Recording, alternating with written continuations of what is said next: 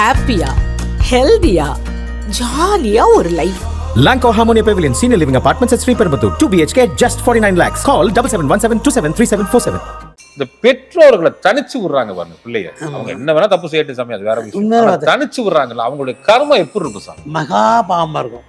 அப்புறம் மதிக்காம அசிங்க பேசுறவங்க. ஒரு ஜாதகத்தை பார்த்து சாமி, உங்க அப்பாவே உனக்கு பையனா பிறப்பான், இல்ல உங்க அம்மாவே உங்களுக்கு பொண்ணா பிறப்பா அப்படின்ற அமைப்பு ஒரு ஜாதகத்தை பார்த்து சொல்ல சில கிரகங்கள் இருக்கு. லக்கணத்துக்கு 5 கூர்ந்துரும். லக்கணத்துக்கு மாரகாதிபதி. ஒரு சில ஜாதக அமைப்பு சாமி எதை கொடுத்தாலும் சந்தோஷமா இருக்க மாட்டாங்க. பணம் வந்தாலும் திருப்திப்படாது, அழகான மனைவி வந்தாலும் திருப்திப்படாது, நல்ல வந்தா இது வந்து அப்படின்னா. இதே மாதிரி சாமி கல்யாணம் ஆசைப்பட்டுட்டு கல்யாணம் முடிச்சதுக்கு அப்புறம் சாமியார் வாழ்க்கை வாழ்ந்துட்டு இருக்கோம்னு சில பேர் இருக்காங்க. ஆன்மீக சாரம்னா கலசர சாரம், ஆன்மீக சாரம் அது கெட்டு போகிறது. ரெண்டாவது,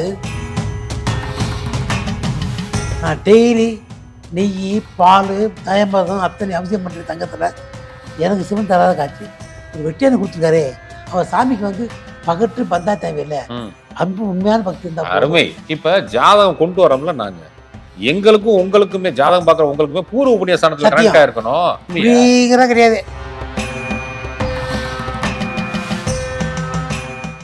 ஒரு ஜாதகத்தை பார்த்து சாமி, உங்க அப்பாவே உனக்கு பையனா பிறப்பான், இல்ல உங்க அம்மாவே உங்களுக்கு பொண்ணா பிறப்பா அப்படின்ற அமைப்பு ஒரு ஜாதகத்தை பார்த்து சொல்ல. சில கிரகங்கள் இருக்கு. அப்பா உயிர் வரும்போது பக்கத்துல இருந்து அவங்களுக்கு மோட்சம் வாங்குறவங்க.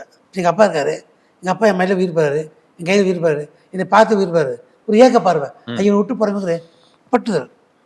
அதே மாதிரி லக்கணத்துக்கு 5 குரு இருந்தாலும், அதான் கேட்டுருங்க, லக்கணத்துக்கு 5 குரு இருந்தாலும் ரோகாதிபதி 6 கொண்டு கூடியவன் 4 இருந்தாலும், லக்கணத்துக்கு மாரகாதிபதி 8 7 கூடியவன் கேந்திரத்தில் இருந்தாலும், இவங்களுக்கு நம்ம பெற்றோர் வந்து மறுபிறப்பை பிறக்கிறதுக்கு வாய்ப்பு இருக்கு. 5 குரு நிற்க அப்பா மடியில் உயிர் விட்டாலோ உங்களை பார்த்து ஒரு ஏக்கத்துல ஐயோ அவருக்கு ஒன்றும் செய்யலே நினைச்சிட்டு பிறக்க வாய்ப்பு இருக்கு. அதே தான் அம்மாவுக்கும் அதான் அப்பாவுக்கும் அதான். அதே நேரத்தில் சத்துராதி ரோகாதிபதி கேந்திரத்தில் இருக்கணும். 8 குடிவன் பாவாதிபதி கேந்திரத்தில் இருக்கணும். அதே மாதிரி இவங்க கிரகம் பார்வை இல்லாமல் இருக்கணும். இவனை மீண்டும் அவங்களுக்கு பிள்ளைய பிறக்க வாய்ப்பு இருக்கு. இது சாஸ்திரம். நிச்சயமா. ஒரு சில ஜாதக அமைப்பு சாமி எதை கொடுத்தாலும் சந்தோஷமா இருக்க மாட்டாங்க. நல்ல சாப்பாடு போட்டா என்ன சாப்பாடு, பணத்தை பணம் வந்தாலும் திருப்திப்படாது, அழகான மனைவி வந்தாலும் திருப்திப்படாது, நல்ல வந்தா இது வந்து எப்படின்னா புத்திசாரம் கெட்டு போறது. புத்திசாரம் கெட்டு போயிருமா? புத்திகாரம் கெட்டு போறது. ஒரு லக்கணத்துக்கு 5 கூடிய புத்திசானாதிபதி அது வலுவழுந்து போறது இல்லை, அந்த வலுவான கிரகத்தை மாறாதி பார்க்கறது இல்லையா, கெட்ட திசா புத்தியில போய் அது சேர்த்து நிற்கிறது. இவங்க புறாமே திருப்திப்படாத ஆத்துமாக்கள். உலகத்துல எத்தனை வகை இருக்கோ அத்தனை வகை குணம் மனிதனுக்கு இருக்கு. உலகம் எத்தனை மிருகங்கள் இருக்கு, அத்தனை மிருக குணம் மனிதனுக்கு இருக்கு. அந்த மாதிரி இது ஒரு ஐட்டங்கள் திருப்திப்படாத ஒரு இது. எதை கொடுத்தாலும் திருப்தியா என்னத்தை பிறந்து என்னத்தை வாழ்ந்து என்னத்தை கண்ணைய மாதிரியே போய் திருப்திப்படுத்த முடியாது. அது இயற்கை அமைப்பு.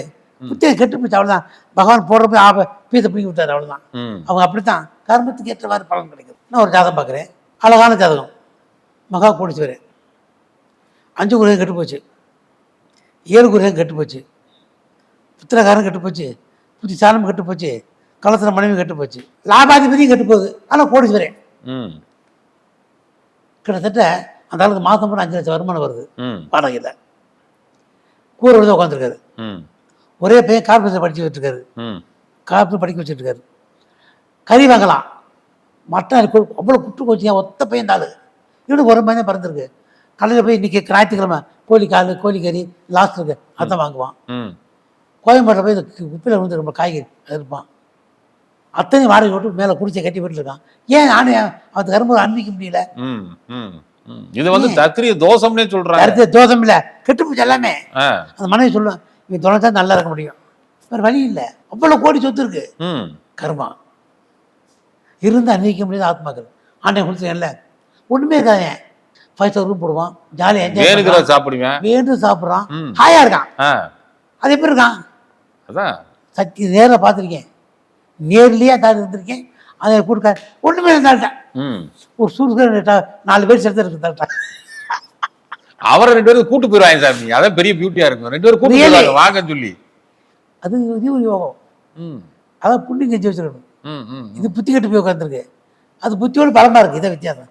அது இல்லை, இது இருக்கு. ம், ம், ம், ம். இதே மாதிரி சாமி கல்யாணம் ஆசைப்பட்டுவிட்டு கல்யாணம் முடிச்சதுக்கு அப்புறம் சாமியார் வாழ்க்கை வாழ்ந்துட்டு இருக்கவங்க சில பேர் இருக்காங்களே, இருக்கு. அது என்ன சாமி, என்ன அமைப்பு? முதல்ல கல்யாணம் முடியலம்பாங்க, முடிஞ்சோடனே சாமியார் கல்யாணம் முடிஞ்சதுக்கு அப்புறம் சாமியார் வாழ்க்கை வாழ்ந்துட்டு இருப்பாங்க. குடும்பத்து மேல பட்டு இருக்காது, குழந்தை மேல பட்டு இருக்காது. அது எப்படின்னா ஆன்மீக சாரம்னா கலசர சார ஆன்மீக சாரங்கள் அது கெட்டு போகிறது. ரெண்டாவது கிரக அமைப்பில் வந்து சுகஸ்தானத்தில் வந்து பாவகரம் உட்காந்துருக்கிறது. சுகஸ்தானத்தில் பாவகரம் உட்காந்துருக்கிறது. ஆயுள் ஸ்தானாதிபதி பலமான இல்லாத இடத்துல போய் உட்காந்துக்கிறது. இவங்கெல்லாம் அந்த பயனை புத்தி வந்துடும், அந்த எண்ணங்கள் மாறி போகும். அழகான மனிதர்களும் அன்றைக்கி ஆசை இருக்காது, ஆதிக்கம் பெறாது. அதை ஒரு பழமொழி சொல்லுவாங்களே, முத்து முத்தா பிள்ளைய இருக்கும், கண்டுக்க மாட்டேன். இயற்கது வாழ்க்கையே தொடர்ந்து சாமியாரை போய் உட்காந்து ஒருத்தன் அவைகளும் வாழ்க்கை பற்றி கேட்க போறாங்க தானே.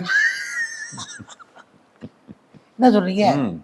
பேசாத சாமிக்கு 100 ரூபா உண்டியல் போடுறான், பேச சாமிக்கு 1 ரூபா கொடுக்குறான். சாமிக்கு சாமி இது சிரிப்பா இருக்கு. வாழ்க்கையை வெறுத்து குடும்பத்தை வெறுத்து தொடர்ந்து போன பிச்சைக்காரங்க போனா சாமியார போயிடுறாங்க. அவங்க இவங்க போய் சாமியார் போய் குடும்பத்தை பத்தி கேட்கறாங்க. அதான் கொடுமையா இருக்கு வாழ்க்கை நினைச்சா. அது கர்ம பயன். சாமியார் போறதுக்கு ஊழ்வினை கர்மம் ஒருத்தம் இல்லாத விதி. இந்த மறுமணம்ங்கிறது எல்லாத்துக்கும் வரதில்லை சாமி, எல்லாத்துக்கும் வராது. ஆனா குறிப்பிட்ட சில பேருக்கு பரம்பரையாவே மறுமணம் 4 வருடம் 5 திருமணம் இருக்கு. 1 2வது கல்யாணம் பண்ணிருக்காரு, 3வது கல்யாணம் பண்ணுவாங்க. அப்படி இல்லைன்னா இவருக்கு ஒரு டைவர்ஸ் ஆகி 2வது கல்யாணம் நடந்திருக்கு. அப்பா ஒருத்தர் அம்மா 2 பேர் இந்த கணக்குல ஓடிக்கிட்டு இருக்கு. இதெல்லாம் என்ன ஜாதகம்? நேத்து ஒரு ஜாதகத்தை பார்த்தேன். லக்னம் மிதுனமா இருக்கு, 7க்குரிய குரு நீச்சமா போச்சு. லக்னம் என்னாச்சு? மிதுன லக்னமாச்சு. மிதுன லக்னம். 7க்குரிய குரு கெட்டு போச்சு. 7ல் போய் சனி நிற்குது. சும்மா 4ஆம் பறையாக பார்க்குது. முதல் டைவர்ஸ் பண்ணிட்டாரு, 2வது டைவர்ஸ் பண்ணிட்டாரு, 3வது டைவர்ஸ் பண்ணிட்டாரு, 4வது பண்ணி தேடிக்கிட்டு இருக்காரு. கிழக்கு என்ன செய்வீங்க? 7ல் சனி, 7க்கு நீச்சம் பத்து போச்சு. சிவன் 4ஆம் பறையாக பார்த்துருது. பாத தோஷம், புத்திக சுக்கரன் தானே முந்தினதுக்கு சுக்கரன் கெட்டு போச்சு, சத்துவ ஸ்தானமாயிருது. அப்போ என்ன செய்யுதுக்கு? நேற்று தான் பார்த்து ஜாத்தை 3 தானே டைவர்ஸ் ஆயிருக்காரு. ஐயோ, நான் ஜாதத்தை பார்க்குறேன், தப்பான்னு கேட்டேன். எனக்கு உண்மையான ஜாதகமானு கேட்டேன். அந்த மனப்பாடம் வச்சுக்கிட்டேன். இது சொல்றதுக்காக நான் மனப்பாடம் வச்சுக்காது. இது எப்படி சொல்லுவீங்க? விதிதான், வேற என்ன? மிதுன லக்னம், 7க்குரிய குரு நீச்சம் பத்து போகுது. அங்க சனி போய் உட்காந்துருச்சு. குரு சனி பரிவர்த்தனை ஆகிக்கிறது. செவ்வாய் கையிலேருந்து சனியை பார்த்துருது. குரு சனின்னா சண்டால யோகம்ல, சண்டால யோகம் கையில சொன்னீங்களே. அவன் எப்படி மனைவி தங்கம்? சந்தேக புத்தி, சாரம்சம், நிம்மதி கிடையாது, ராகு எது பெருமிச்சு போய் நிற்குது. அதான் விதி. 4வது மனைவி விதைவை தான் கல்யாணம் பண்ணிக்கணும். அது பார்த்துக்கிட்டு இருக்க முடியும், கைமண்ணம் தான் கொடுக்கணும் அவங்களுக்கு. இதே மாதிரி இன்னொரு ஜாதக அமைப்பு இருக்கு சாமி. குடும்பத்தை விட்டு பிரிஞ்சு போய் நிறைய சொத்து சேர்க்கிற ஜாதக அமைப்பு இருக்கு. ஃபாரின்லேயே உட்காந்து சொத்து சேர்க்கிற ஜாதக அமைப்பு இருக்குல்ல. அது யோகாதிபதி 4 குடிவன் 5 குடிவன் பூர்வீக புண்ணியம் பலம் பெற்று போய் சுக்குன் ஆதிக்கம் பட்டால் குரு சாரம் பட்டால் இவன் நல்ல பெருமை அறிவாங்க. ஒரு லக்னத்துக்கு குடும்பத்தை முதல் கிடக்கூடாது, சுகசானங்கள் கிடக்கூடாது, யோக சாதனை கிடக்கூடாது. இது வலுப்பட்டிருந்தால் பூர்வீகம் இல்லாமல் வீட்டு வெளியே பண்ணி கொண்டு ஆயிடுவாங்க, வீட்டிலேருந்து ஆக மாட்டாங்க. இது சில காரணங்கள் இருக்கு. இப்படிப்பட்ட காரணம் நிறைய உண்டு. இப்போ ஜாதகம் கொண்டு வரோம்ல, நாங்கள் எங்களுக்கும் உங்களுக்குமே ஜாதகம் பார்க்குற உங்களுக்குமே பூர்வ புண்ணிய ஸ்தானத்தில் கரெக்டாக இருக்கணும். அப்பனா தான் நீங்க சொல்ற வாக்கு எனக்கு பழிக்கும் அப்படிங்கிற மாதிரி ஒரு ஐதீகம் இருக்கு. உண்மையா கிடையாது. சோதி ஒழுங்கை பார்த்து எல்லாம் பார்க்கணும். இப்படிதான் கட்டுக்கதை கட்டி விட்டு இல்ல வாக்கு பழிக்கமாகும். அது பூர்வீக புண்ணிய கர்மம் ஒன்று வேணும். இப்போ செந்தில் நான் பார்க்குறேன்னா அது கர்மா, நண்பர்கள் பார்க்க கர்மாலாம் பார்க்க முடியாது. ஆமா சாமி, எத்தனை பேர் உங்களை கூப்பிட்டாலும் நீங்க அட்டன் பண்ற கால் வச்சுதான் அவங்க பார்க்க முடியுது, அத்தனை பேர் பார்க்க முடியல. ஆனா பலன் படிக்கிறது புண்ணியம் இல்லை, நல்ல வாக்கு சொன்னே நல்லா படிச்சோம், ஒரு பிரச்சனை இல்லை. அதுக்கு சம்மந்தம் இல்லை, அது சும்மா பூர்வ புண்ணிய ஸ்தானத்துக்கு சம்மந்தம்லாம் இல்லை.